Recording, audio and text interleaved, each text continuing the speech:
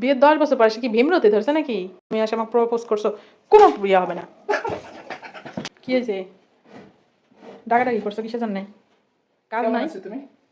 আমি আছি, কয়েকদিন ধরে অসুস্থ, শরীর ভালো না। আজকে যে দিবস, সেই দিবস উপলক্ষে আজকে আমি তোমাকে অনেক অনেক ভালোবাসি। ওরে বাবা, বিয়ের 10 বছর পরে এসে তুমি প্রপোজ করছো? আজকে হচ্ছে প্রপোজ ডে, কালকে। I love you. ওরে বাবা, এই বিয়ের 10 বছর পরে সে কি ভীমরতি ধরছে নাকি? কেন? এটা আবার 10 বছর লাগে নাকি? হাজবেন্ড টু ওয়াইফ আজকে ডে হিসেবে তো এটা প্রপোজ তো করা এই যেতে 10 বছরে কি এই পাশেনি? তখন কই গেছিলে তুমি?